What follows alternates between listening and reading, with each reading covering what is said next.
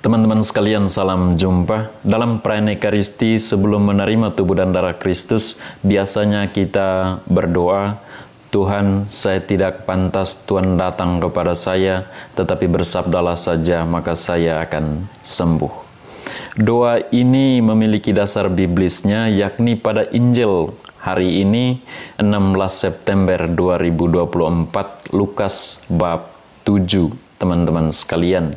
Bahwa seorang perwira Romawi yang meminta kepada Yesus supaya Yesus datang ke rumahnya untuk menyembuhkan hambanya yang sakit, toh ketika Yesus sedang dalam perjalanan menuju rumahnya, dia justru mengatakan kepada Yesus bahwa saya tidak layak menerima Tuhan di rumah saya.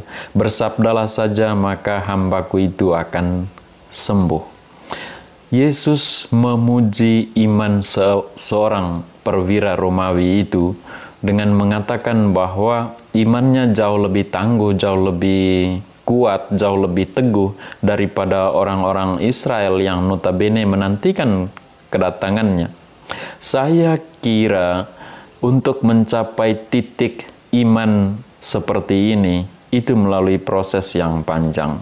Itu dibentuk dengan pelbagai kebajikan-kebajikan yang telah dilakukan oleh perwira Romawi itu.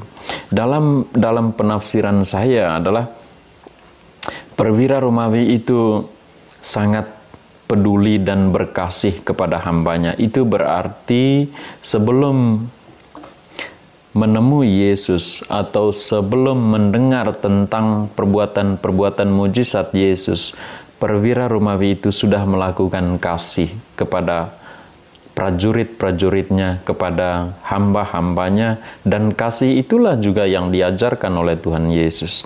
Yang kedua adalah kalau seorang atasan mengasihi dan peduli pada orang di bawahnya, itu berarti di dalam dirinya ada kerendahan hati, dan kerendahan hati itu sangat kental diungkapkan oleh perwira Romawi itu kepada Yesus.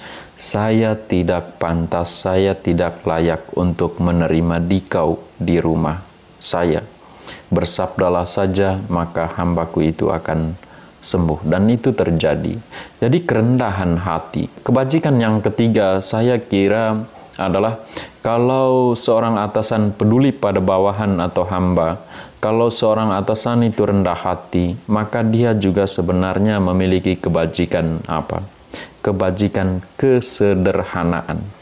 Orang yang otoriter, orang yang menganggap diri memiliki kuasa lebih dari orang-orang lain dan bisa digunakan untuk apapun, tidak akan terlalu peduli pada orang di bawahnya. Tidak akan ada namanya kebajikan kerendahan hati, tidak akan ada namanya kebajikan kesederhanaan. Yang dia miliki adalah otoriter dan elitis.